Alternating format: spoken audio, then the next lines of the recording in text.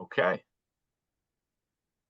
and if you can see my screen here, I'll start with the agenda for today's meeting. So welcome to everyone who's here for the RMD work group, as we call it. We use a lot of acronyms here at the state. Here's kind of a brief overview of today's meeting. We initiated this work group back in 2022 to have meaningful conversations about markets for recycled materials.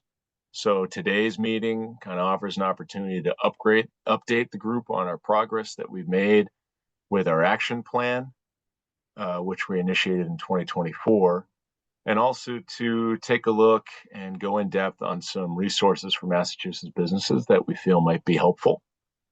Today, we'll hear not only from MassDEP staff, but also from Alexandra Husted from the Massachusetts Office of Business Development.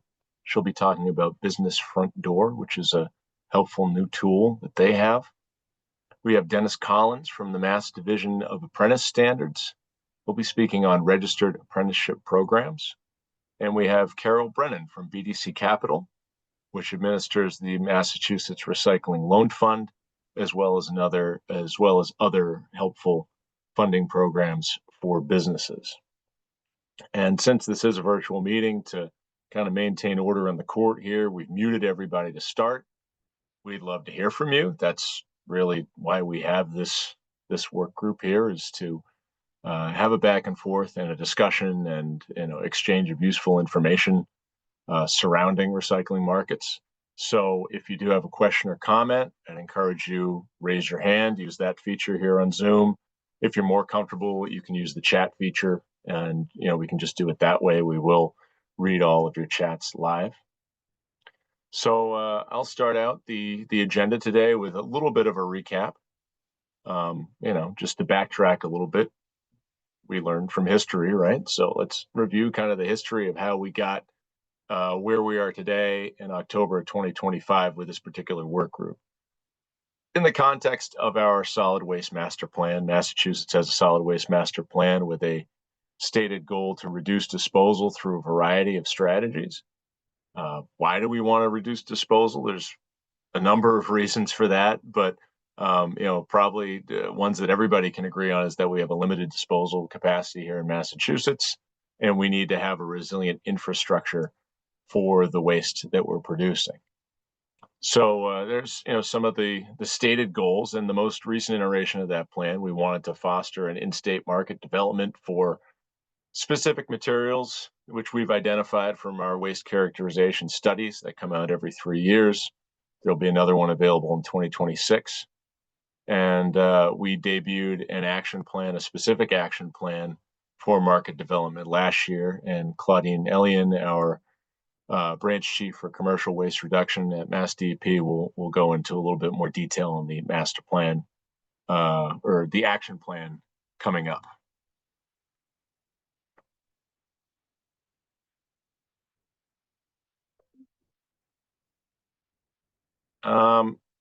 We've held 9 meetings to this point.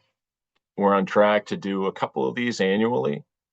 We're looking to schedule a C&D waste specific meeting for December. So stay tuned on that. That will be in conjunction with the C&D subcommittee that Mike Elliott runs at MassDEP. We'll follow up with another one of these meetings for recycling market development in the spring. Kind of TBD. We've got some ideas. Obviously, we'd love to hear ideas from other folks, but going back over this work group, we've been meeting since January of 2022, kind of exploring the broader scope of market development around the country. Really talking about specific strategies, barriers to recycling markets, ways that we can make things better, and focusing on packaging, organics, bulky materials and textiles, and emerging markets throughout the course of those discussions. Our draft action plan, we drafted that action plan by June of 2023, and it went live in 2024. And just want to take a second too to talk about the solid waste master plan. I mentioned that previously. That's the overarching solid waste policy framework. The most recent plan was finalized in 2021, supported by multiple action plans. There's an action plan for a lot of different things right now, a lot of different materials. There's a number of subcommittees and work groups which are, very busy. Organics, C&D, reuse, deconstruction, this one, just to name a few. And we're in the process of a midterm assessment of our solid waste master plan goals, which includes the work groups and subcommittees that I mentioned. Just to kind of give you, we're looking to get through this review by the end of 2025. And, we'll be updating the specific action plans that we have, just in case you guys, aren't aware of some of the upcoming stuff. We've got a deconstruction workshop in person. That's next Thursday. We can get you more details on that if you're interested. I mentioned the C&D markets meeting that we're planning for December. There was just an organic subcommittee, I think last week or the week before, talking about the organics material ban for the state, or some call it the food waste ban. Some prefer to call it food material because food is not waste, right?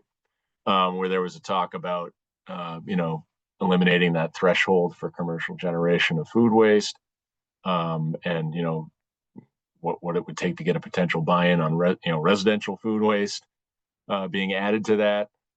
So there's a lot going on here, and there's going to be, taking a look at this slide, there's a ways to go to get to our disposal reduction goal. We want to reduce by 30% by 2030. We've seen total disposal increase at least through the end of 2023. There's a lot to that. Obviously, the pandemic plays in here, but since then we've seen a lot of economic growth within Massachusetts, and also a lot of shift in waste generation trends since the pandemic. A lot more people are doing things in 2025 that they were not doing in 2019, in terms of things that they're purchasing, ways that we're generating waste. We feel like out of this group, one of the more direct impacts on tonnage in the next 5 years that we might be able to make is through the recycling market, or waste reduction innovation grants. We solicited applications for those through the summer. We're in the process of evaluating those. That was a program that we were very excited to roll out, and we hope that there's really some technology, some ideas there that are going to produce tonnage results. With respect to some of the pieces of our action plan, and I know Claudine's going to go over this in more depth, but we're talking to a lot of folks in the solar space. We kind of see a present need and an oncoming waste stream there. I think when you look at COVID and how that's impacted our waste, it's the focus upstream becomes more important. Reuse becomes more important. I think now more than ever, there's an agreement that we can't just recycle our way out of our problems, right? That's obviously a big component, but there's other parts to the puzzle that you need to look at. And if you attended the NERC conference, I didn't, but I've kind of heard back that the part of the keynote and the NERC, for those who don't know, being the Northeast Recycling Council, the keynote was a big part of that was materials matter when it comes to climate. I think we've made some meaningful progress on materials like organics and C&D in those spaces, and those are big emitters, right? But there's still more work to do. So just kind of giving folks an idea of where we are, where we're going, where we hope to go, and we'll have more information on that in future weeks and months as we kind of go over our solid waste master plan and 5 years in, and set our goals for the next 5. So, I don't know if folks have any specific questions at this point into the meeting. I'm getting all kinds of very interesting alerts right now. I'll probably just close my email. That'll make a difference. But would encourage folks to either put those in the chat or raise your hand if you have any questions at this point. Otherwise, I'll go to Claudine Ellion, and we'll talk a little bit about the action plan that we've made up specifically for this group.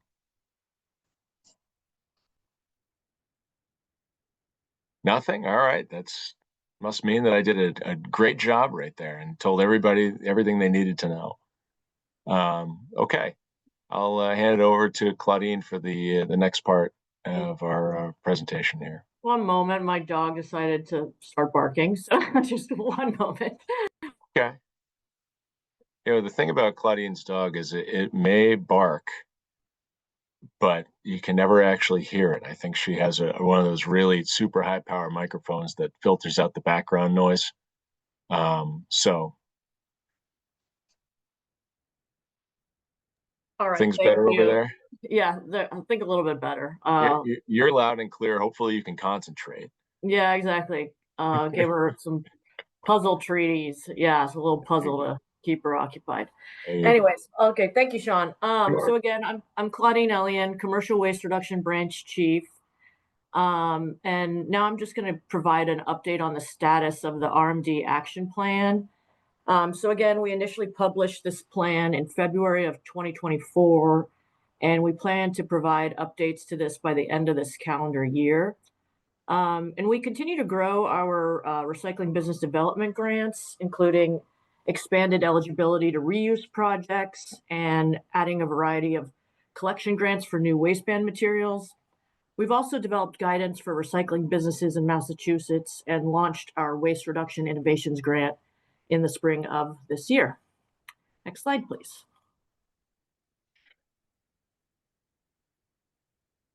So I'm just going to walk through the action item tables within our recycling market development action plan. So in terms of business support and economic development strategies, or supporting the growth of existing reuse and recycling businesses and developing new reuse and recycling businesses, we are firstly continuing to, again, implement the recycling and reuse business development grant and the recycling loan fund. And in terms of the RBDG, we anticipate to launch the next round of applications by the end of this year. And we will have a presentation specific to BDC Capital's work on the recycling loan fund shortly. So secondly, which continues to be good news, we are ahead of schedule in terms of implementing the innovation grant, which was anticipated as a medium-term or 3 to 4 year time frame. However, we launched this in April of just this year, 2025. So we continue to be quite happy about that. And as part of this grant effort, we will be providing funding for investments such as startups, research, and product testing. And we are planning to announce award finalists pending agreement on grant scope and contract by this December 2025. So just a few months away here. And we've not yet set a date for the next round of Waste Reduction Innovation Grant applications. However, we do tentatively anticipate to launch this grant periodically as well. So in terms of item 3 here, connecting businesses to webinars, workshops, particularly on business planning, grant writing, and financial analysis, we have initiated this in year 1 and have continued to move forward with this in year 2 and are focused on resources offered by Massachusetts and regional agencies. In terms of action item 4 here, providing guidance on how to start a recycling business in Massachusetts, we did complete this in year 1 and updated this as well this past May of this year, 2025. And this includes information on grants, loans, and permit requirements. And we do plan to continue updating this annually as well as moving forward. So in terms of item 5 here on business support and economic development and connecting reuse and recycling businesses with financial and technical assistance, offered through state and regional economic development organizations. This has also been initiated in year one and continued this year too. And this includes funneling businesses to economic development centers and educating centers on why and how they should work with these businesses. And in addition, includes identifying potential tax credits and bond financing. Next slide, please.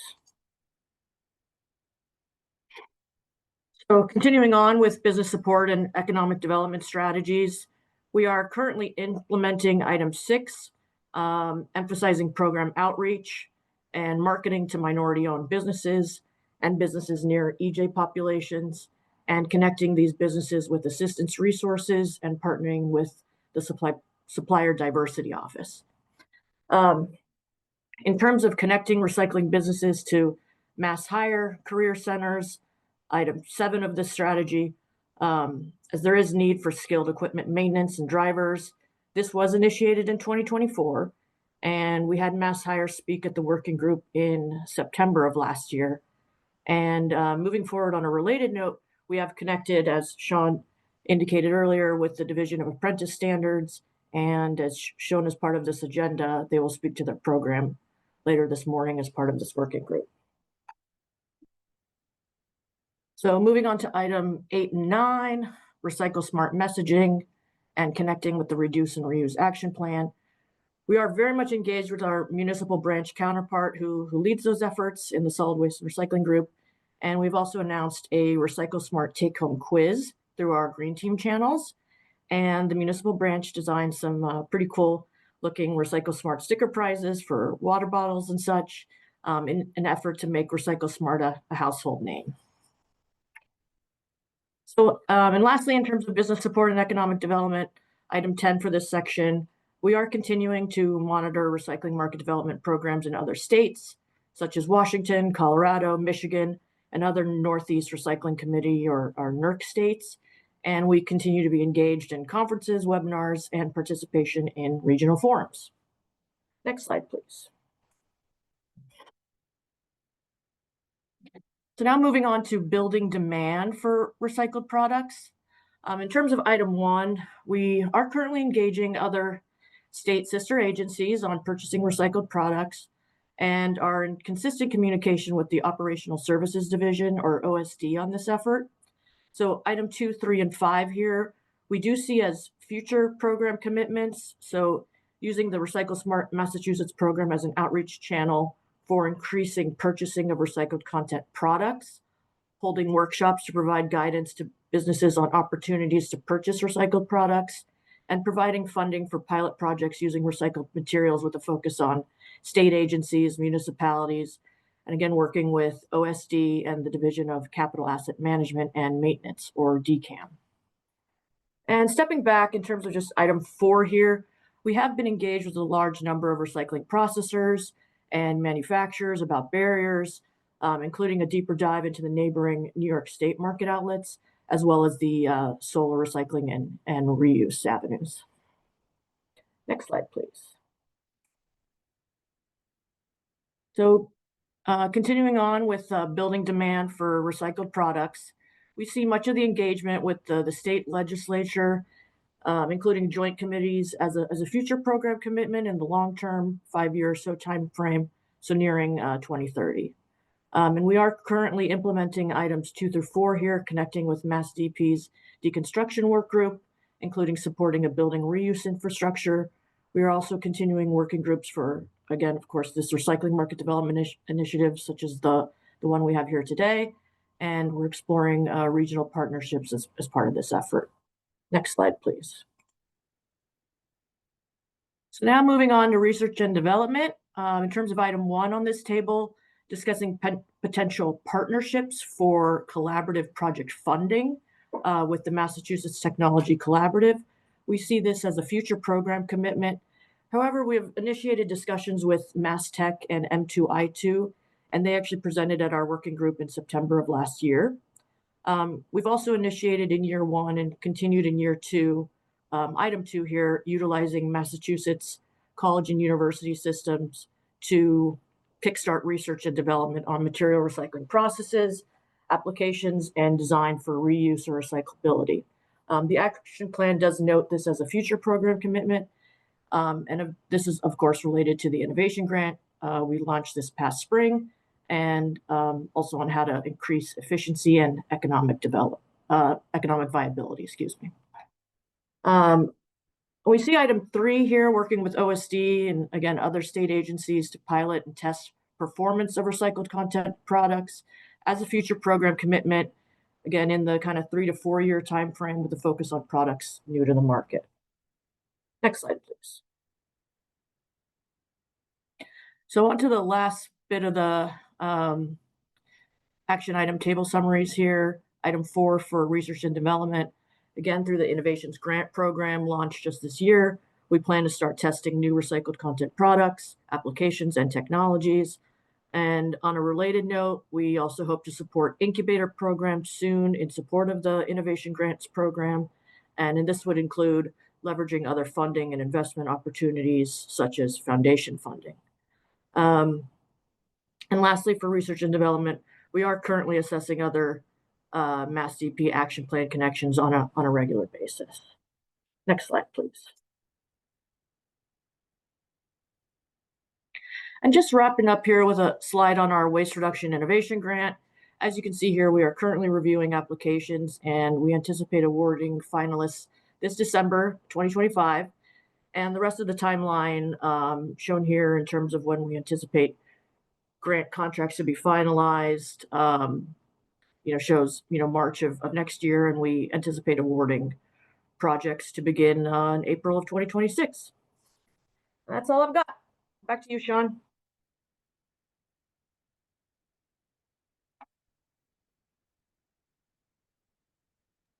Had to take myself off mute there. Thank you, Claudine. Any questions for Claudine?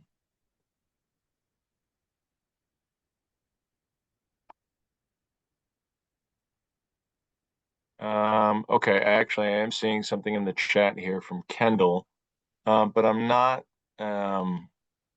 specifically what you're asking about. He said, this helpfully describes the universe. Can you provide 2 or 3 specific examples? Kendall, if you want to take yourself off mute, it would be helpful just to know the context when you ask that. Sure, Sean, thanks. I mean, it's always helpful to understand, all the various initiatives and programs that are, working towards this this goal, but also helpful to have 2 or 3 sort of specific examples of things that are, working through that process, either through, grants or partnerships or whatever else, to sort of help us understand what's happening and what's possible. Sure. I mean, as Sean noted earlier, we do have kind of an emphasis on emerging markets. So specifically, I can give you an example that we are very much focused on solar panel recycling and reuse, and we've engaged with SIA and a variety of keynote speakers that actually spoke at a recent conference in Savannah, Georgia, on solar panel circularity. So I mean, that's one concrete example. But And a variety of others. we put the white Please, paper John. together, and we're going to revise the white paper on solar, kind of, the what we know part of it, what's going on part of it. I think those conversations are continuing. I think the big, kind of take homes, from what you said, Claudine, is, the innovation grant. Yep. is kind of the big thing, and then the guide, what's the specific name? The business guide that Claudine put together, guidance document. Are kind of the bigger things, and a lot of these other things kind of happen behind the scenes, and they're all leading somewhere. John, you had your hands up. Yeah, I was just going to maybe in part echo what you just said, Sean, but I think a lot of the specific examples come through our grant-funded projects. And for recycling business development grants, we do have a list of those projects up on the website. We also, I don't know, Sean, have we posted a loan fund list? I don't remember. We have a loan fund list that can be found on our website as well. Yeah. Yeah, those aren't exactly projects, but that's, businesses that we supported through loan fund funding. And then, of course, like Claudine alluded to, we're going through the innovations grant review right now, so we can't share anything about applications at this time. But once we get to this point in on the slide that Sean has up here, when awarded projects begin in April, we'll be issuing an announcement about those projects at that point, and can obviously share more information at that time about all of those grant funded projects. Thanks, John. Yeah, thank you for all that. Sometimes even a mini case study can sort of help, trigger some ideas about how to, plug into these programs. We do also you mentioned case study. We do have a couple case studies about RBDG grantees up on that program webpage. We'll be doing some more as we go. And we also are working on what's I think really interesting and important, an evaluation of the RBDG grants to date. So we're working on that. We have an internal draft of that right now, but I think that's something we could share down the road as well.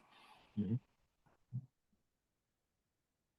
Good points. I saw my commercial branch colleague, Soeib Sikder, just shared some resources for the recycling and reuse business development grant in the chat. Also seeing a question for Michael. Any updates on working with other state agencies or municipalities to open up storage space for reuse? Reliable and regional storage solutions are the biggest factors in promoting a circular economy, and currently industry in Massachusetts has nowhere to store materials with reuse potential. I can speak, and Claudine, you might want to, I think Joanne might have been on these calls too, but, we had conversations with, was it Mass Development? I think about that in terms of, like a magic bullet solution to this. It kind of seemed like that was a dead end. The program that we thought might be viable for that sort of thing really isn't for that. So, I don't know if anybody has any other, kind of context to that conversation, but, we did look into it probably about I don't know, 6 months, 9 months ago. And there weren't really state resources available. Now, does that mean that there's, no resources?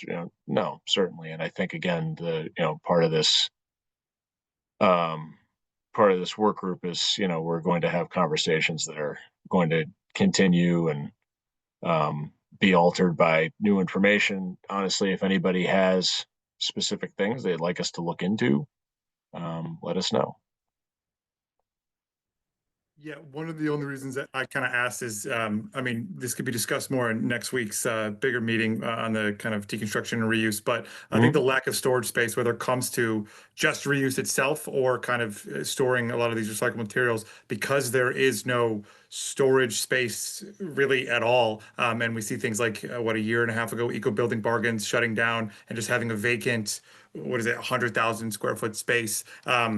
If state agencies could kind of work towards maybe even this waste reduction innovation grant, just really targeting storage and technology are by far the two biggest factors that until they really improve, there's only so much I think industry can do to promote a more circular economy. Because what are we going to do with all these materials if we can pull them out, if we can look to recycle them? They can't immediately be put back in usually. So just the lack of storage solutions and innovation towards that, I think, is just really hamstringing any potential industry movement towards circularity.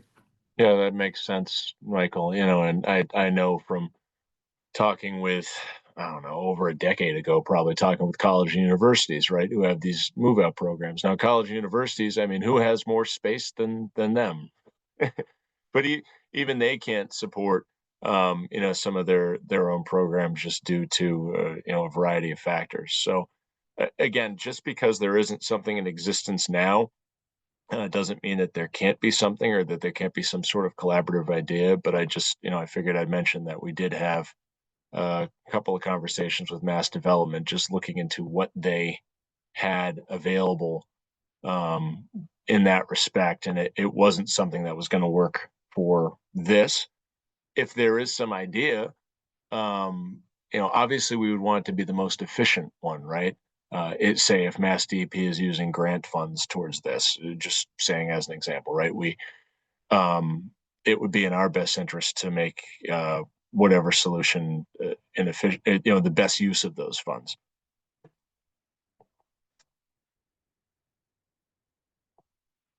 I'm noticing here a comment from Linda Cernick, who says Wachusett Earth Day is a great model. Linda, is this with regard to the reuse and storage conversation Yes. or something different? Yes, I had a visit there a few weeks ago, and it was a phenomenal facility.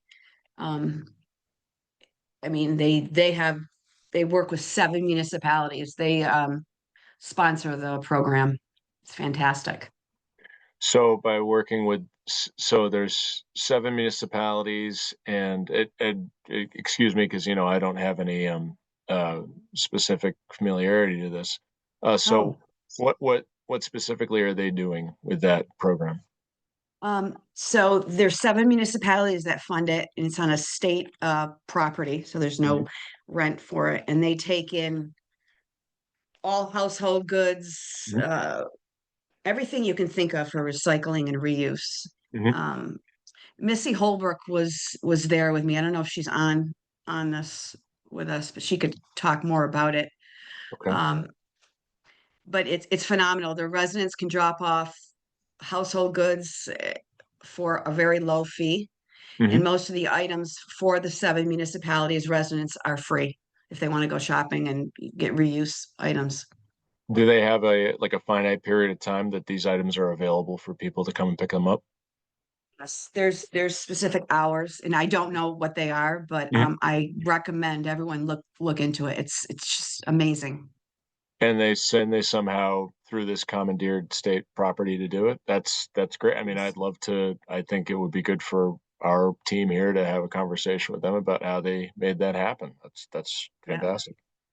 Actually, it's a goal of mine. I'd love to do this in the Berkshires because our restore just closed, so we're in the same position as a lot of the other municipalities. So no, that's great. And again, with Linda with that comment, that's part of the purpose of this group is to get that information out there. I don't know how many folks on this call knew about Wachusett Earth Day and how or even how it works. I was unaware, so knowing that now, there's a lead, right? Maybe there's something there. Maybe there's a case study there. Maybe there's something that's repeatable. So thank you for that comment. welcome. Let's see. I recently visited, let's see. We have a comment. I visited Materials for the Arts in New York, 25,000 square feet for creative reuse and circular economy. It was a great precedent. Also, 50% materials go back to New York public schools. Sounds like a great idea. Sounds like Sohaib knows all about Wachusett Earth Day. So I talked to Sohaib. Kendall mentioning the New York initiative is city funded. Missy, thank you, Missy, with the director of Wachusett Earth Day. Oh, they've gotten SMRF grants over the years. So I should know about Wachusett Earth Day, but I don't work specifically on that, so I didn't. Okay, cool. Well, I got people to talk to. Any other things that folks would like to share on this? Michael, New York City, pouring money into circularity, working with businesses to promote reuse innovation centers. San Francisco, California is still toying with building reuse innovation centers where the state agencies and municipalities support reuse for residential and commercial materials. Lots of great comments here. Lots of great comments. Okay. I appreciate this conversation that we're having here about this topic that Michael brought up. Awesome. And, again, as a reminder, we are going to post the recording of this meeting on the website. So if folks want to go back and go over that, we have a recycling market development work group website that has resources from all the previous meetings. So all these conversations are saved. Fantastic. Great. Okay. In lieu of anything else, we will go to our next presenter, and that is Alexandra Husted of the Mass Office of Business Development. Thanks, Sean. So as they said earlier, I am speaking about the business front door, which is hopefully working on all those goals about connecting businesses to state resources. So my name's Alexandra Husted. I work for the Mass Office of Business Development, which is under the Secretariat of Economic Development. We work with businesses all across the state. I focus on Greater Boston, but I have regional counterparts everywhere in the Commonwealth. Next slide, please. So this is our new landing page, and I know that everyone on this call knows that Massachusetts is a great place to do business, but we heard from businesses both inside and outside of the state that it was sometimes difficult to find all the resources available to them, figure out which ones they're eligible for, really learn how to start, stay, and grow their business in Massachusetts. So the business front door and this new Why Massachusetts landing page are all a part of hopefully making that easier to do business in Massachusetts. Next slide, please. So the first stage is sort of just a compiled list. Like I was saying, it's hard for businesses to find. So on one side, we have starting a business, that's basic, Secretary of the Commonwealth, workforce, all those insurance documentation questions. On the other side, we have funding and resources, which is just a list if businesses just want to peruse that and figure out which businesses are, or which funding would be a source for their business potentially. Next slide, please. So this is really our all of government approach. So all of the agencies on this slide are part of the business front door on the back end. So Economic Development, Clean Energy Center, which some of you maybe have been involved with, Mass Ventures for early stage startups, Moiety, Mass Talent, a lot of state agencies. Next slide, please. Okay, so that first website, great, it's a nice website. Really the core feature of the business front door is this, we're calling it concierge service. So in order to do that, the businesses will enter the business front door and make an account. They'll be paired with a navigator, often me or one of my colleagues. If it's a clean energy company, they'll be paired with someone from the Clean Energy Center, Life Sciences, Life Science Center, that type of thing. Next slide, please. Again, welcoming businesses to Massachusetts. Whether you're here or not, or whether you're here or considering coming here, we want to have you on Team Massachusetts. Next slide. So once you make an account, this is what you'll see. And your business should be approved immediately, and you should be assigned your navigator immediately. Next slide, please. This is just an example of the dashboard. So down here, your contact right away. So you still can call us, you still can email us. We're making that available to you. But there are, as you'll see, some other options for connecting to resources if that's more convenient for your business. Next slide, please. So you can explore our resources, funding, financing, mass development was talked about, and some of their loan programs that would be through their business advising, that type of thing. Ask a question is typically permit related, license related. I did not know the state had so many permits. So if you're trying to figure, yes, Sean knew that, I guess. So if you're trying to figure out which ones apply to you, I do have colleagues who know what they're talking about and can find the answers for you. EOD also has a new permitting ombudsman. So if you are in a situation where you need a whole lot of permits all at once, Doug Goutreau is a great resource for that. Next slide, please. So this is the dashboard you will see in addition to the navigator content at the bottom. If you choose to explore our resources, you'll enter some information about what your business is looking for, and the navigator will be able to just load directly the suggested resources into your dashboard. You can accept or decline them if you don't think it's relevant. If you don't want to see it anymore, you can get rid of it. I would say more information is better. Some people fill out the resource form and they say, I need help. That makes it kind of hard for me to figure out which particular programs you're looking for. So you're a business owner, employee, filling this out more is always better for that. And then sometimes, in addition to me or my colleagues as a navigator, there will be particular contacts, maybe from a different agency, that would be able to also directly answer your questions. Next slide, please. We are also working on getting all of the applications, which is a lot, so it will take a while, but all of these applications for state programs will hopefully eventually be housed in the business front door. So right now we have our job creation tax credit program, which is one of our biggest programs, and we have the National Guard tax credit program in there as well for small businesses hiring active National Guard members. But we are hopefully soon, we'll be bringing that. But that lets you start the application right away, submit it through the portal, view your progress, all of that. Next slide, please.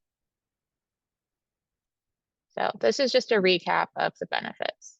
Businesses get a designated point of contact, a tailored list of opportunities, easy ways to ask questions, flag issues, and see everything in one place. We're really trying to take the burden off of the businesses. So whether that's reading the consolidated webpage or using me as a resource or using our permitting office as a resource, we want to help the businesses thrive here.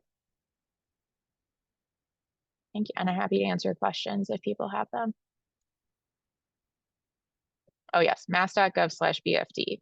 This Undersecretary House, she was very pleased to say that this was a BFD. So that is our URL. But yeah, happy to answer questions. Thank you for that. And, I know when we kind of first connected over this, I was just really impressed with, how helpful. I know we get a lot of calls from people who, they're having trouble navigating the permit process, right? And yeah, that's always going to be something. They're having trouble, just finding resources or feeling like there's somebody who's out there for them who can help them, and just kind of this all-inclusive concierge kind of model here. Just I found very impressive and seems like just a great thing if you're trying to get started with a business in Mass. And to our goal of sharing these sorts of resources with attendees and getting the word out there, we thought it was a perfect thing to share with the group. I see David enjoyed the presentation. Any specific questions, whether in the chat or live, for Alexandra? I do see a question here. Is there a charge for this? No, absolutely not. It is free. And for anyone not looking in the chat, I did drop my email address in there as well, which is just my name @mass.gov. But no, it's free. Excellent. And I saw there in the on one of the slides there was a contact. You mentioned contacts from other agencies. The person's name was Sam Malone. Was that a Cheers reference that somebody put in there? I believe so. Yes. Oh boy. I mean, if you're going to have a Massachusetts, employee of a Massachusetts state agency and you're using an example name, I guess Sam Malone would be good. That's probably a dated reference for some. But okay, I'm seeing a comment here from Brian. Seems like a kind of a specific comment about glass. So maybe not pursuant to this presentation. But Brian, yeah, we can connect offline. We've actually spoken previously. Anything else for Alexandra? Appreciate your time this morning. Okay, thanks all. Okay. Thanks very much. And with that said, hopefully another presentation that can be viewed as a resource and something that's helpful for folks. I want to welcome in Dennis Collins from the Division of Apprentice Standards, which, you know, again, in the course of having all these conversations that we've had as a work group and as a team, you know, working for MassDEP, I don't think we were really super aware of you know, kind of the tools that were available through Dennis's organization. So super happy to hear from him this morning. Thank you, Sean, and thank you all for the opportunity to promote the registered apprenticeship model. Click, please. What I found and became passionate about registered apprenticeship is taking the model from the traditional trades, electricians, plumbers, pipers, etc., and using that same model in what we call the expansion trades across many industries that I'll talk about, but including recycling, green, clean tech, all those industries, which of course is a focus of the Haley Driscoll administration to promote and support. Click, please. First, quickly like to discuss the registered apprenticeship structure, and you can click through, Sean, is that it all starts with the United States Department of Labor, who have developed standards for just about any occupation that's out there. There are about 1,100 occupations that we call apprenticeable or already established in Massachusetts across the country. But what's nice about it, they collectively got together with subject matter experts, trade associations, academia, unions, and others, and said, what are the core competencies for all of these occupations? And they developed that list of occupancies they must meet in order to complete their registered apprenticeship program. And so in the state, the Executive Office of Labor and Workforce Development is the direct connect to the United States Department of Labor, and then within the Executive Office of Labor and Workforce Development, the Division of Apprentice Standards. Next. Quickly discuss the registered apprenticeship life cycle here at the division. We're made up of 4 teams, beginning with the AL team. Click. The apprenticeship liaison team are responsible for promoting registered apprenticeship across the Commonwealth and engaging employers and others to participate in the registered apprenticeship program as sort of the sales and business development group within the division. Then we have the ops team, click, who are responsible for program administration, post, application, and approval of programs. The sponsors then, sponsor employers then work directly with the operations team using the online portal for registration. What's interesting, I started about 4 years ago, and in July of 2021 is when we went from paper to online. So there's sort of a bad rep, if you will, in registered apprenticeship, because employers who are exposed to it in the past may think it's ominous, too much paperwork, too much bureaucracy. But we streamline those processes and really making it much easier to become a sponsor and to manage their programs. Most recently, we moved from the seller database, which is an old clunky system, into a Salesforce-based platform that's going to make life easier for both internal and external partners to manage programs. And then once the program's up and running, we have the quality assurance team, and they're responsible for monitoring programs, ensuring that the employers are meeting the standards as set forth by the United States Department of Labor and the Division of Apprentice Standards. And they provide training on record-keeping requirements. And we're less of a compliance organization and more of a support system and customer service type agency, where we're working with sponsors to properly run and fully execute and make successful programs. We're not compliance, black and white sort of agency. And bouncing real quick, the AL team, the apprenticeship liaison team, provide online trainings with an introduction to registered apprenticeship sponsorship on a weekly basis. The operations team provide online training for sponsors on using the portal and address any questions they might have broadly. And quality assurance is online training for sponsor record keeping. And finally, we have our grants team. For those that are grant subrecipients, they manage the process and conduct communities of practice meetings for all sponsors in the grant world. Some exciting news. We had a recent RFR that went out for our GROW program for growing registered apprenticeship. We almost tripled the number of applicants comparatively to last year and the year before. So we got more requests for funding than we have funding for, which is a nice thing, I guess, in terms of registered apprenticeship being getting more play in the marketplace. But now it's a tougher challenge for us to disseminate those funds. Next.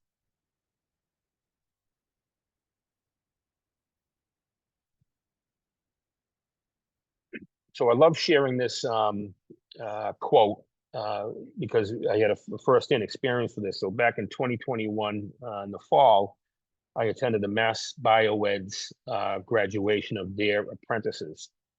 And an apprentice panelist was asked the question, what advice would you give to a job seeker? And the response was, invest in an employee who invests in you. And that's what apprenticeship offers. So this statement really encapsulates all that registered apprenticeship is, not only her statement, but her experience. Fast forwarding a year, I was at a wedding in New Hampshire. My daughters are talking to this group of young women. I go over and say hello, meet Hannah. I said, wow, Hannah, you look familiar, but not only that, you sound familiar. I said, what do you do for a living? She said, I'm a biotechnician at Pfizer. And I said, wait a minute. I said, I stole your quote I used in my presentations because I jotted that down. And I got to learn more about her story. So she was a waitress at a restaurant in Cambridge. The Mass Bioed team was having lunch. She overheard the conversation about apprenticeships, inquired, got a business card, and became an apprentice. So at the wedding, she said, guess what? Next month, I'm graduating from their lab tech management program. So it really spoke to what registered apprenticeship offers, and it offered opportunities to individuals who otherwise might not have an opportunity to move into a career without a college education. She said, I'd probably still be serving in a restaurant if it wasn't for me stumbling upon this opportunity. It shows that if you build those programs out, she is fully committed to Pfizer now because she has a ladder to work through. And I'll talk about more examples of that, but I love this quote, and it really does encapsulate registered apprenticeship. Next. When we talk about the employer pain points, you can click through the first three, Sean. These are some of the challenges: building a diverse and highly skilled workforce pipeline, improving team productivity and efficiency, and increasing staff loyalty and reducing turnover costs. And these are a lot of the challenges that registered apprenticeship addresses. If you click, please. Historically, the retention rate of apprentices staying with their employer post-program is well over 90%. The national average is 90, but in many cases, it's into the mid or high 90s because the individuals recognize that mutual investment and they stay with their employer. Next. So in addition to those pain points or challenges, employers wondering what else is in it for me? What are some of the financial incentives and what are some of the support services? And so here at the division, we offer the registered apprenticeship tax credit for industries and occupations outside of the traditional trades, unless those trades are directly connected to green tech or clean tech. For example, solar technicians or solar electricians. So there's a financial incentive for the potential tax credits. And that's $4,800 per apprentice, up to 2 years, and up to a maximum of $100,000 per employer within a given tax year. We have a hospital in Western Mass who received $98,000 in tax credits last year, and those dollars can be used for whatever the employer deems necessary. We had one sponsor who received $48,000, and they taken that money and they're hiring an apprentice coordinator to manage and grow their apprenticeship because they recognize the success for their early childhood education program. And then another sponsor uses that money for software to help manage their programs. And we encourage employers to, you can use that money for mentor stipends or for retention bonuses or whatever they deem fit for their operation. Click. But historically, nationally, the return on investment is roughly $1.50 for every dollar invested in a registered apprenticeship program. We do have an online calculator that employees can use to determine their own ROI. Click. But in the end, registered apprenticeship is to attract, train, and retain employees and supporting employees in those efforts. Next. I came across this study that was done by McKinsey & Company a couple of years ago, and it really speaks to what registered apprenticeship does. So there are 12 reasons here for employees leaving their employer. The number one being lack of career development and advancement. Of these 12, registered apprenticeship addresses 9, directly addresses them. So it helps employers in their strategies to attract, train, as well as retain their employees. And with respect to lack of career development and advancement, I always jokingly say that Raytheon, Polaroid, and Gillette are no longer our grandfather's pension plan, where they were simply grateful and happy to have a job for 30 years. They'll even do the same thing for 30 years, as long as they get their pay, their vacation, their benefits, and their gold watch and retirement in the end. But in today's world, individuals are looking for that mutual investment, a mutual commitment. What's in it for me? And towards the end, I'll bring this back up and show you those reasons that are addressed by registered apprenticeship. Next.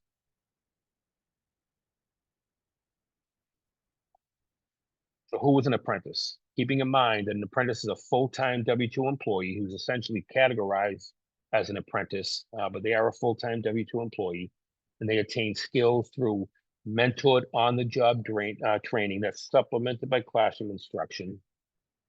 At the same time, they're earning while they're learning, with pay increases over time for competence and skills met. So if you think about the traditional occupations, for example, electricians, it's a 4-year, 8,000-hour program. At every 1,000-hour mark point in their training, in their on-the-job training, they get a bump in pay. So if you think about a licensed journey person at $40 an hour, the apprentice may start at 45% of that, so $17 or $17.50. 1,000 hours in at $18.75, $19.50, and then over time, every 1,000 they get a bump in pay. So they're going to commit to their programs. They're looking forward to that bump in pay. Next slide. You can click all 3 of these. And quickly just want to differentiate among internship, what we consider lowercase apprenticeship, and registered apprenticeship. Internships, I'm sure we've all participated in. Short term, without formal structure, get an idea of the business world and learn a few skills. But the internships I did, mainly general office duties, running to Dunkin' Donuts, things like that. And then we have lowercase apprenticeship, where employers may promote particular occupations or job openings as apprenticeship, where there's more structure than an internship. However, not as robust or as structured as registered apprenticeship, where there's formal mentor training that leads to a recognized, industry recognized credential by the United States Department of Labor. And what's nice about that is it's transferable across the United States in our possessions in the event the individual must relocate or what have you. That's part of their background, part of their skill set and resume. Next. As I mentioned before, registered apprenticeship covers just about any occupation out there. The United States Department of Labor has generated competencies I mentioned for those 1,100 occupations. But in the end, click what we say here at the Division of Apprentice Standards is that there's a wrap for that. Just what any occupation out there is will be considered apprenticeable. Click in next slide, Sean. Very quickly, the key components of registered apprenticeship is first, is direct employer engagement or involvement, meaning they're bought into the value proposition. They've bought into committing to this program by providing structured, mentored on-the-job training, related technical instruction, progressive wage increases for skills gains, as I discussed, which makes it an earning while learning model. But with respect to the structured on-the-job training, the shortest apprenticeships we have are 2,000 hours.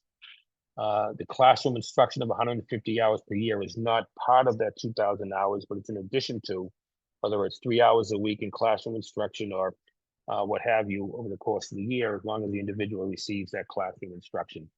And that can be a combination of online, in classroom, or even in-house training. We have several manufacturers who provide a portion of those 150 hours in-house, so they can provide that training directly to their employees on their processes and some training specific to their organization. Next. Click. So for the top reasons for leaving an employer, registered apprenticeship addresses 9.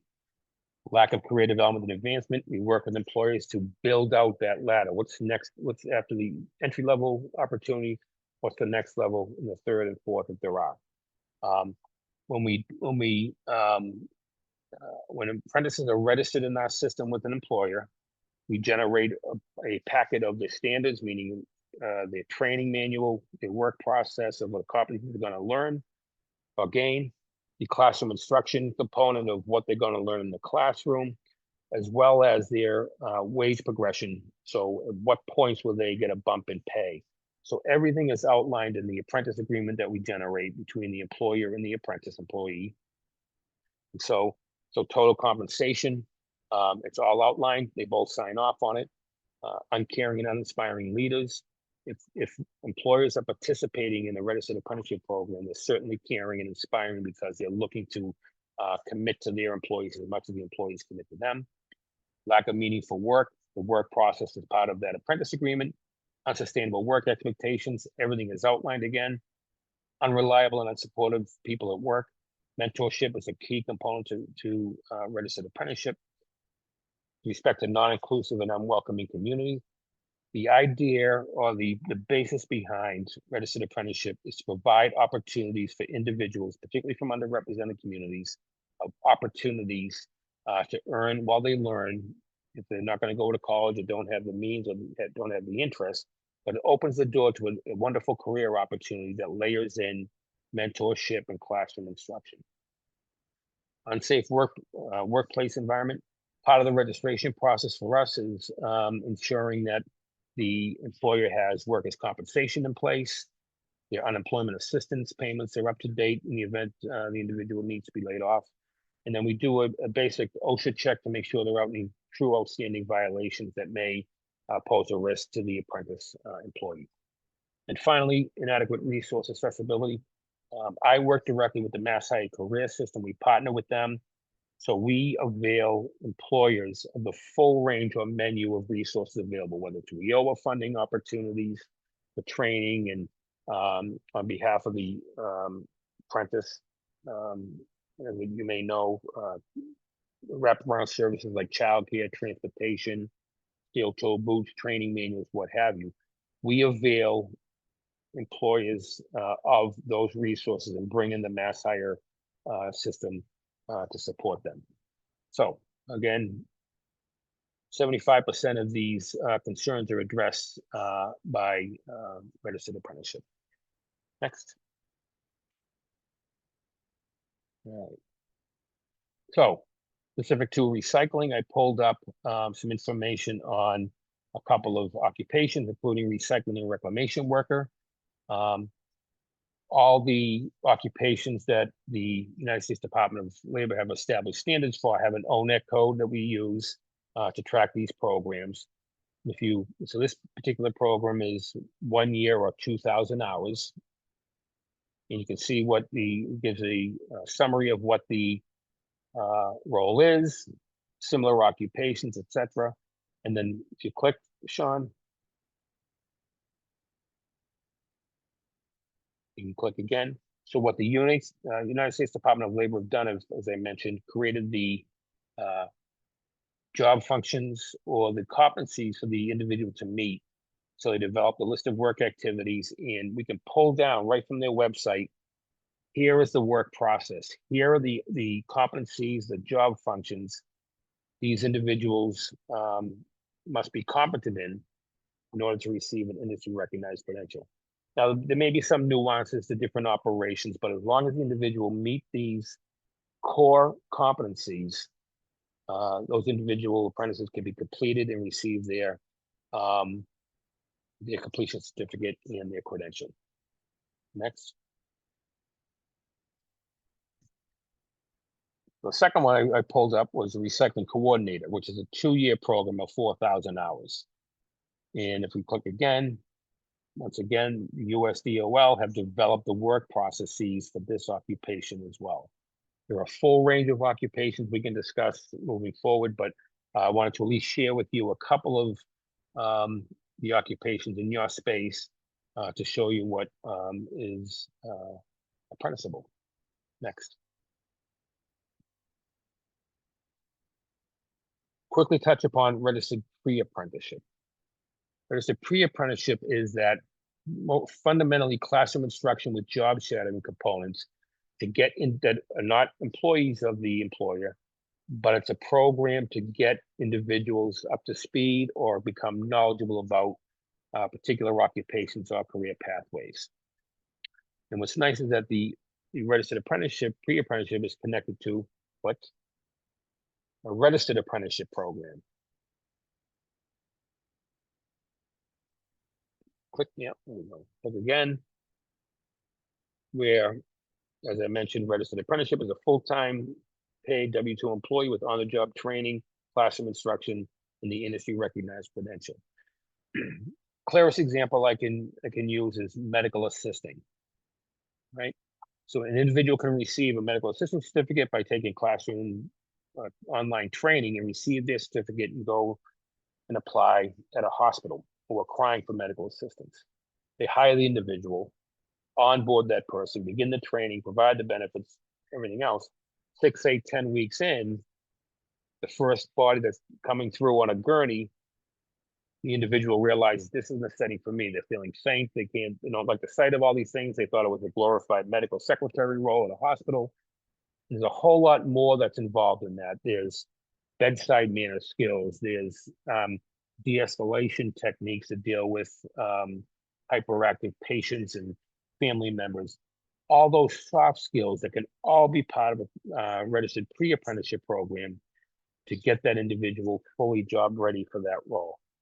I met with one of the major car dealers and to set up an auto mechanic program. And he said, and I talked about, I said, well, for pre-apprenticeship, they can learn customer service skills, working with irate customers, things like that. He said, that's the #1 need. He said, anybody can fix a car in the end. But it's those individuals that are going to be able to work directly with the public, our customers and others, even their co-workers, if they don't have those skills, if they don't know how to use a computer to manage their time, if they don't know how to, work outside of just simply changing oil and things like that, he said, that's what we really need. And that's where the pre-apprenticeship program can provide those skills and training as well. Next. As I mentioned, talk about working with employers to build that tiered program so that an individual walks in the door and says, yeah, I'm not going to be a reclamation worker for the rest of my life. I'm going to work towards becoming the coordinator and ultimately first line recycling supervisor. Now, I just come up with these titles. They may be different by organization, but we work with you to develop that lattice work so that bringing individuals in at the entry level and keeping them for the long term as best you can by providing the hands-on mentor training, additional classroom instruction, and all those other skill sets. For their success, it translates into the employer's success, because by creating mutually beneficial career pathways specific to the employer's needs as well as the employee's professional goals, truly lead to greater success. Next. So as I mentioned, you can click through the our apprenticeship liaison team really works hard and closely with our sponsors. They provide a checklist of information and documents to gather prior to application, guide them through the application online. They'll do a shared screen like this and walk the employer through the application, so they're submitting the right information. That shortens the review and approval time. When I first started, it was anywhere from 3 to 6 months from application to approval. We brought that down from 30 to 45 days on average.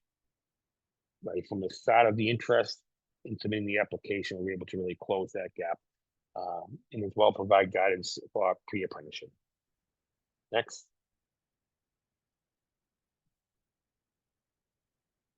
That's my presentation. I ask when you receive this, if you're on LinkedIn, if you could please click on and follow our Massachusetts Registered Apprenticeship profile, and what we share stories about, employer stories, apprentice stories. We provide videos of success stories, events that we attend, including this. I can promote that on LinkedIn, so all those that are involved will get additional exposure. So if you do that, I'd appreciate it. And I am open to any questions, clarifications, or feedback. Great, Dennis. Thank you for your time this morning. Yet another component of, building healthy recycling business infrastructure in Massachusetts, having qualified folks working in that field. That's some feedback that we get a lot. So obviously this is another tool and something that's potentially helpful there. I'm seeing a couple of quick things here in the chat, so I'll just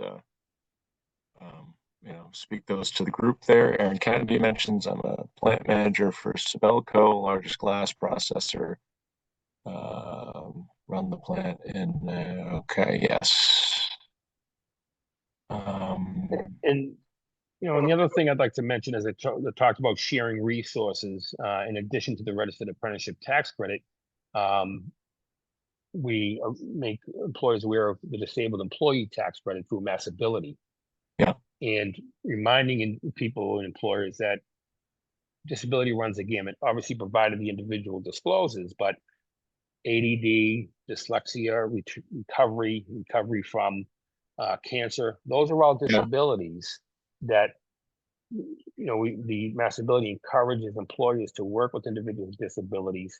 They receive in year one a $5,000 tax credit, and subsequent years $2,000 per disabled employee. So there are a whole host of resources that you can avail yourselves of, and using those dollars, as I mentioned, to become more competitive in the marketplace by offering $2 more an hour, $3 more an hour, because you're going to receive that in a tax credit. Individuals are more likely to be attracted to your job openings and stay with you if you can continue to provide that. That's a great tool. I'm seeing another great piece of that there, Dennis. I just saw. Sorry. Of course, Sean, I can PDF my original, so you can share it. I can see the clunkiness from the online presentation. Yeah, and again, we'll share these presentations. I was trying to copy it to put it in the chat. Of course, my computer promptly had an episode. Yeah, I'll forward the PDF version to you, and you can distribute that. There's the link, and yes, we'll distribute that as well. No, it's great that we have these tools here for all different types of workers out there, and and all different types of employers as well. And the last thing, if I may, we have Yeah. two types of employers at the division: a direct employer sponsor who manage their own programs, and then what we call intermediary sponsors who manage programs on behalf of a host of employers.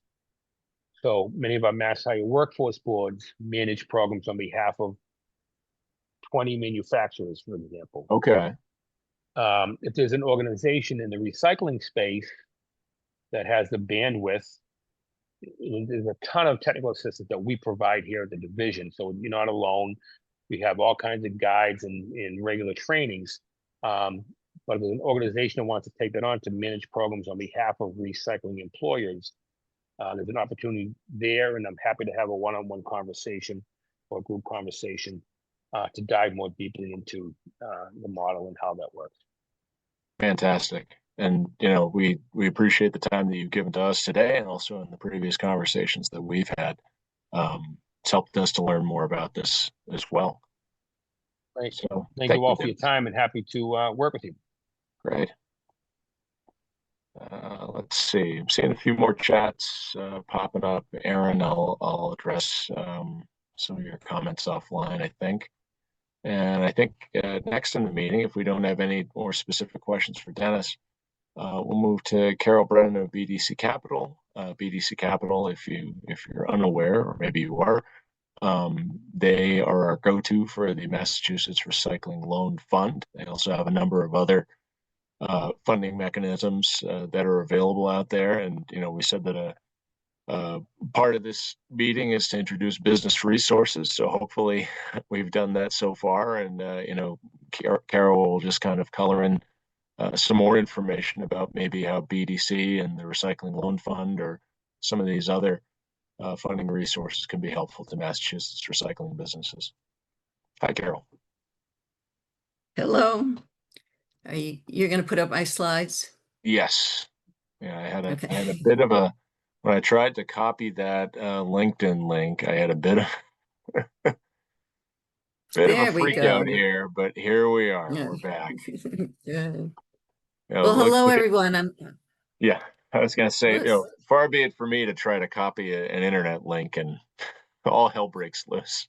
Welcome, Right. Carol.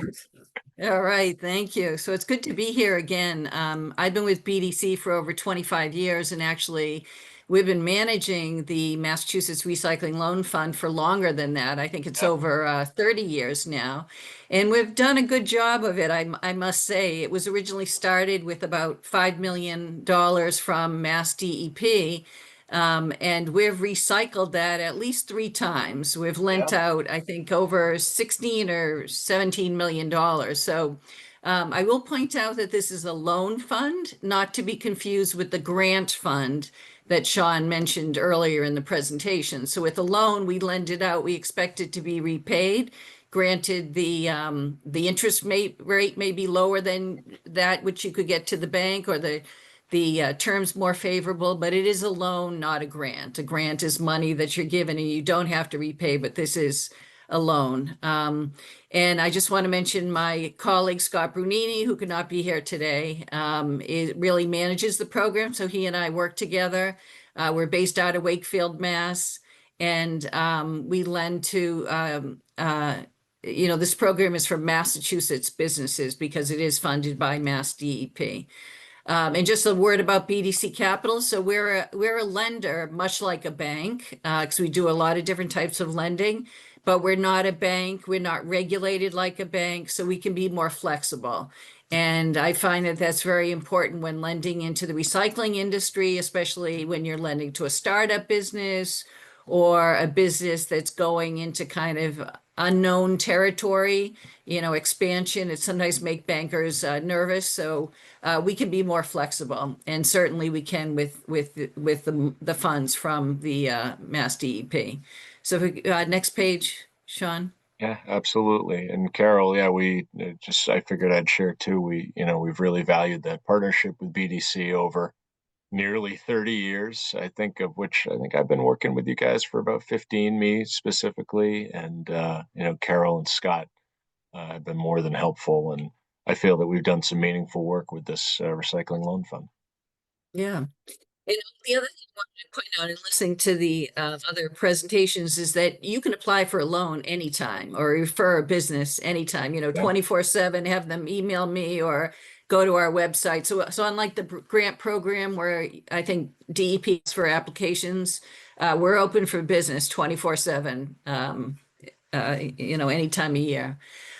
So basically, we target businesses, and certainly if you have any referrals, you can call us up or have the business contact us, or I'll reach out to them as well. But many times, companies call us because they are constrained with working capital. Maybe they want to expand, they want to recycle a different type of product or go into a different market, and they don't have the working capital that we need, so we can provide them with that. Or with the expansion, maybe they want to buy another piece of equipment. We've had instances where they have one piece of equipment and they want to get a duplicate, so they have a backup type of equipment. We can help them with that. And one of the ways that we can do it is we can offer a longer term so that the monthly payments would be less. Or again, as I said, if they want to expand, so we can do that. So next slide, please. So basically, it's for recycling companies. They have to have a presence in Massachusetts and they have to be engaged in recycling. These are term loans and they range in size from 50,000 up to 500,000 or anywhere in between. We can also work with a lender. So if they're going to a bank and the bank is giving them a certain amount of money but not enough, we can work with the bank to craft a lending solution. Or I know that we've worked with MassDEP where a borrower has received a grant to do one thing in the expansion, and then we've supplemented that with a loan. So we can do that as well. It's really can be for any business purpose, any legitimate business purpose. And we offer favorable interest rates. We can fix our rates and we can lend up to a 10-year term. So just as an example, if you go to a bank, typically a bank would want to lend, say, for 5 years over a piece of equipment or maybe 7 years, but we could go as long as 10 years. And also the advance rate could be higher. So we could lend up to 90% if someone's buying a piece of equipment, for instance, whereas a bank may only lend 60% or 70%. So we can be flexible in both the structure of the loan and also in the interest rate. So next slide, please. So why would they apply for a recycling loan fund? And I would say, if somebody's looking for financing, they should absolutely go to their bank, right? But they should go to us at the same time because we don't compete with banks, especially because BDC Capital is funded by about 40 banks. We work with the banks, and so the bank could do a line of credit and we could do a term loan at the same time. So again, we're more flexible, longer terms, favorable interest rates. And I would say that we're very easy to work with, and typically we pride ourselves on getting an approval sooner than a bank can. So again, they should never hesitate to contact us, and we're very responsive. Next slide, please. So how do you apply? I would say call us as soon as possible, just to find out, what you do. We've had calls sometimes for companies located in New Hampshire. No, that's, we can't do that if you're headquartered in New Hampshire and all your operations are in New Hampshire.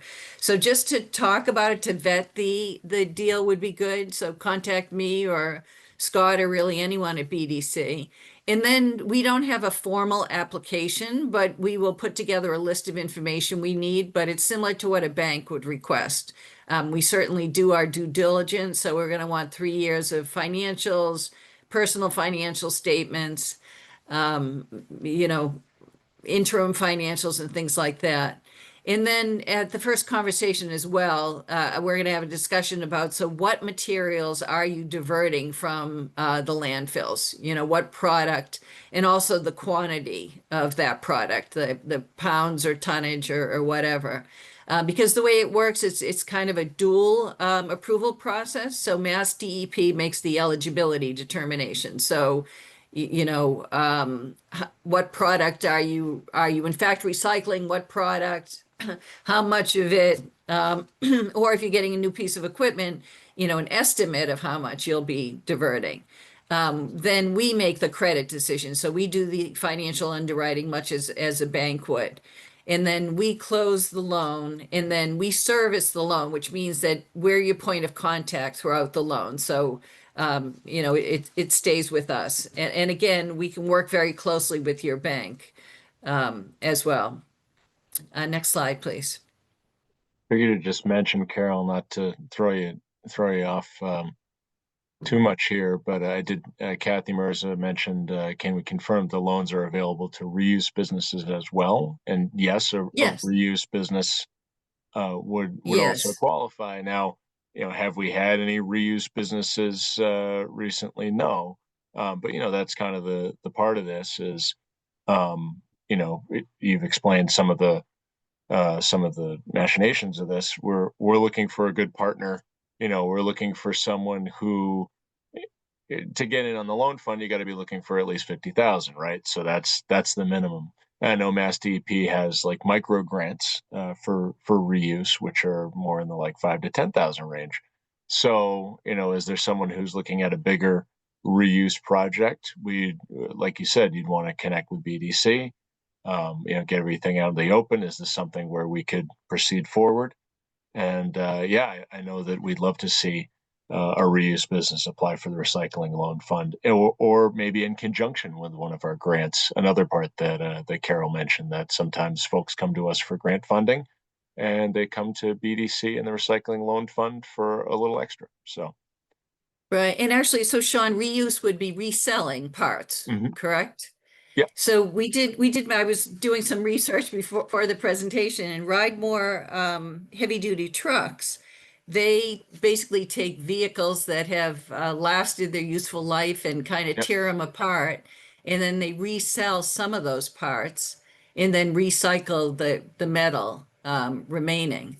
So I guess I would say, ride more trucks. So absolutely, Yeah. we'd like to look at reuse. Yeah, that's definitely a kind of reuse. I was thinking more in the scope of there's a lot of models out there where materials are being reused, whether it's for food service or oh, I don't know.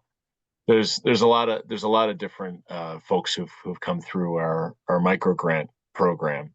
And yeah, if they had a project that was big enough and they needed some influx of capital, this would be the way. But yeah, Ridemore, a company that's reusing or repurposing some sort of durable good, that definitely qualifies to that as well. Right. And I would say, if you have a question, we'd rather take a look at the company and then we kind of write up a summary, and then send it to Sean. And Sean gets back to us very quickly. So, even if you have a question about it, feel free to reach out and we can get you an answer. Yeah. Right. Err on the side of caution and just, contact us about it. Yeah, right. Exactly. I mean, it's, what's the worst we can say? Well, no. Right. But That's we right. want to say But- yes, and if you meet the eligibility, and the eligibility under Mass DEP's oversight is pretty broad of what would qualify. So yeah, we Right. want to be able to stimulate these recycling businesses. Right. And then I would say, we also try to go after companies, I know high tonnage is definitely a goal, right?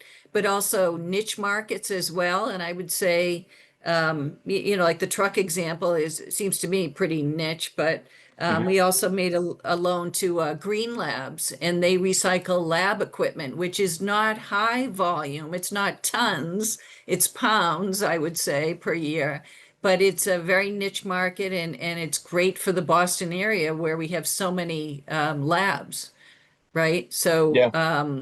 it can be a very nichey type of business, or it could be a high volume business. There's really a lot of different ways that we look at it, and we have dialogue back and forth between us and Mass DEP to figure out whether a company is eligible. Yeah, and to your point there about like a niche, right? We talked about Wachusett Earth Day earlier, which involves 7 municipalities. right? But that's a model that could potentially be repeated. So you look at what Green Labs is doing and the small amount of funding, or, you know, small compared to some other loan requests that we get, Right. right? But you're establishing a model there potentially that could be replicated with, as you mentioned, a thriving kind of lab and tech space here in Massachusetts. I know another thing they did there was they were recycling the packs for the holders for the beer containers. Oh, right. So Yep. these smaller ideas can ignite bigger ones, and that's another thing in the reuse space too, is some of the smaller examples and pilots that MassDEP might have funded through our reuse grants could lead to larger requests for loans or larger requests for grant funding and more reuse. So as again, as long as you're coming in with a request for 50,000 and you have an idea that qualifies, that's something we would definitely look at. Right. And I guess my advice would be to for companies looking for funding, have at least two answers. One is, how much money are you looking for? And the second is, for what purpose? What do you want the money for? Um, to start with the conversation. Yep. That's important. Know what your Yes. ask is. Right, exactly. Yeah. Yeah. And then next slide, please. So I just wanted to cover other programs that BDC Capital does, because frankly, if somebody calls and we have a program that would work better, we'll use that program, or, we can fund two different programs. For example, we do everything from lending against accounts receivables, that would be a working capital line of credit. We do our own term loans, and actually we go up to 10 million. We do cash flow loans, we do mezzanine capital, we do SBA, US Small Business Administration when they're open, 504 loans for real estate and equipment. And then we do CDFI loans, but I'll just touch upon, so, we do SBA 504 loans where it could be any size project. So if somebody wants to, build a plant for recycling, we could do a 504 loan for, say 5 million, and then we could supplement that with a recycling loan fund for working capital. So we can mix and match our programs, and certainly we can go up to $10 million with our conventional for BDC loan programs. There's one that I did want to mention, which is the CDFI loans, the Community Development Finance Institution loans. Those can range in size from 5,000 to 2 million. So we can do smaller than the recycling loan fund, which is 50,000. And we focus on, we can do it anywhere in Massachusetts, but we focus on gateway cities. So, Springfield, Fall River, New Bedford, Lowell, et cetera. And we focus on loans to Hispanics and African American borrowers, as well as LMI, low to moderate income areas, like a Brockton or somewhere else. So, if we can't do the loan through the recycling loan fund, we do have other options, both in smaller loans as well as much larger loans as well. So, the message is, give us a call. And actually, if you move to the next slide, Sean. Here's my contact information and Scott's, and our website is bdcnewengland.com. You can go in there, click under programs, and then under Mass Recycling Loan Fund, or all our programs are listed there. But, feel free to contact me or Scott, or you can also go on our website and send us a message there as well. That's great, So Carolyn. that's it. Yeah, thank you. And I remember learning about the CDFI and just, finding that particularly interesting, the work that you folks have been doing there. One of the hallmarks of the recycling loan fund has always been, well, this is kind of a tough industry sometimes to get financing, and that's where the need was identified. A lot of these businesses are small businesses.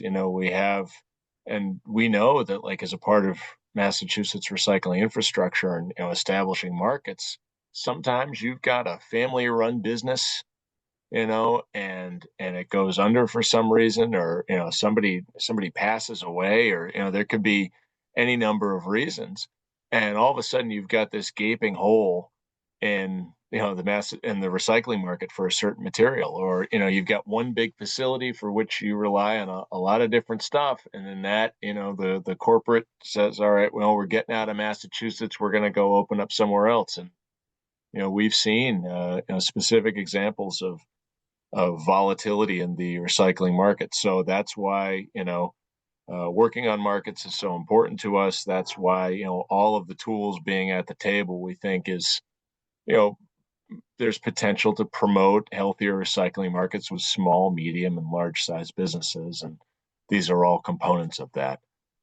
Right. And we also, if someone comes to us and they're really not ready to borrow, we will refer them to like the Small Business Development Center to get some free consulting, or SCORE, someone to put their ideas on paper, Yeah. the numbers on paper, because even though we are more flexible than banks, we are pretty rigid in the information that we need. We need projections that make sense and to be able to show evidence that you'll be able to pay back the loan.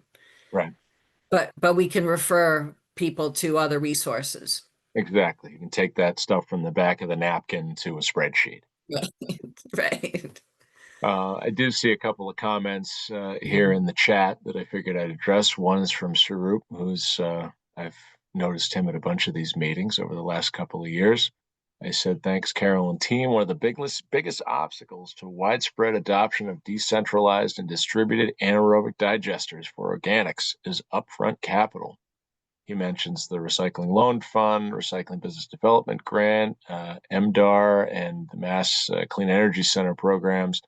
Are there other innovative financing models that can be leveraged? For example, has PACE, Property Assessed Clean Energy, ever been used for ADs in communities that have adopted PACE in the Commonwealth? I'm not super familiar with PACE. So I am Yeah. somewhat, and I don't know the answer to that, whether it's been used for ADs in Massachusetts. I can tell you that if somebody has an SBA 504 loan for real estate and they want to do a PACE loan, the SBA will not allow it. I think that's the current standing. So that's kind of my experience with PACE. So I don't know the answer to that. But yeah, definitely, that's something where we, again, we'll be happy to continue that conversation, offline or provide findings to the group. I do know that we've had a bunch of conversations and hey, we talk about markets, right? We knew with the ban on organic material for commercial generators back in 2014 that we were going to need something out there that was going to support this. We worked with DOER, as Carol mentioned there, we can do loans for anaerobic digestion. And at the time we did like 3 or 4 loans that were, helpful in kind of getting that going. And we saw, investment and a ramping up of that infrastructure in the years following. So that was helpful. I know when we had trouble with glass at the time, when oh gosh, why am I forgetting whatever it was, the glass processing plant, of which I can't remember the name right now. Somebody can remind me. That moved out in 2018. We had needs with that. We've given grants to support that. I knew we did a loan fund for a company down in southeastern Mass, JM Equipment. Yeah. So RDA was what I was looking for. And yes, Kathy mentions the strategic materials as well was one of those. It was kind of a double whammy on glass. So, there's going to be opportunities for markets, either, it's through closures or whatever.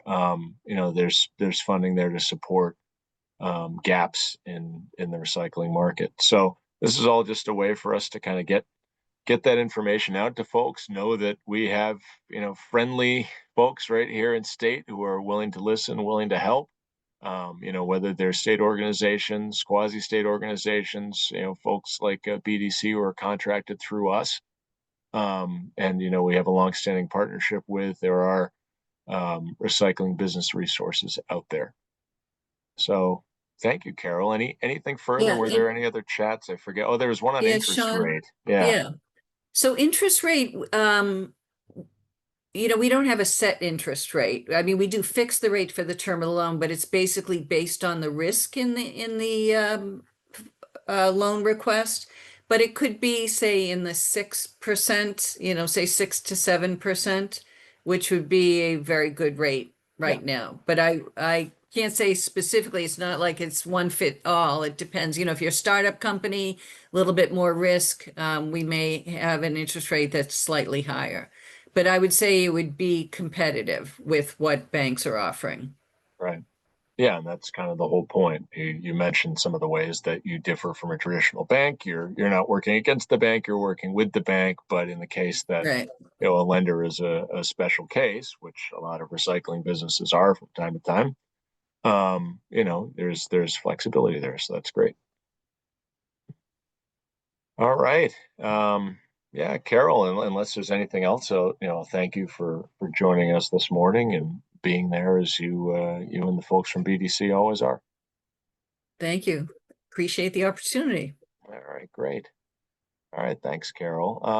And thank you to all of our speakers. I know that Alexandra and Dennis had other commitments today where they had to hop off, but I think we've gotten through all of our speakers here. I think Claudine and I kind of gave the gist as to where we are with this work group, with the action plan. We're kind of ramping up, or not ramping up. We're in the thick of reevaluating our solid waste master plan and our goals for the next 5 years. Are there any specific questions for us that folks, pursuant to today's presentations or anything else that you want to ask of DEP at this time? I can't guarantee that we can give an answer to everything because I don't know what questions there might be, but we'll try our best. And if we have to connect offline over some more specific stuff, we can do that.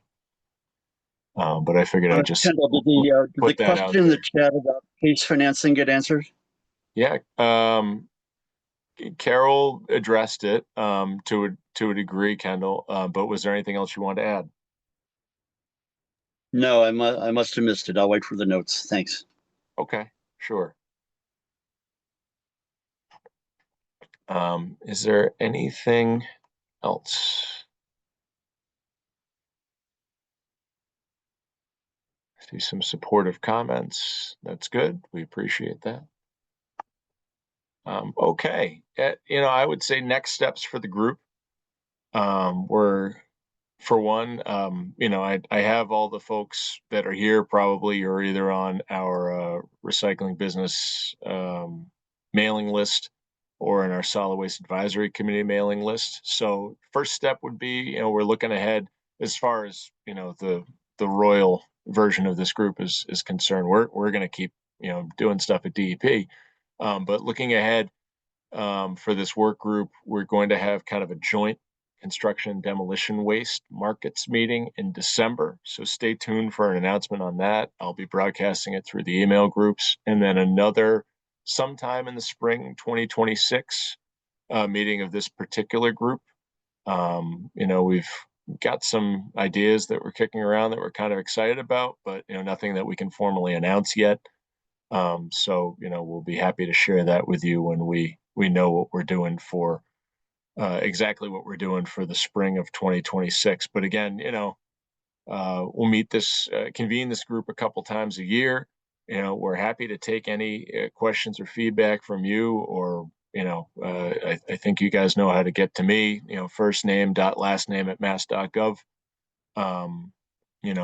We're there for whatever conversation that you want to or needs to be had. So yeah, I would say at this point, unless there's anything else from any of my colleagues, I would just say thank you for attending today. And I'm going to look into, Missy, I'm going to look into some of these things that were shared in the chat today, learn more about those, and maybe we'll have something to report back in the future. So thanks for your time today. Thank you to all the speakers, and have a great Thursday.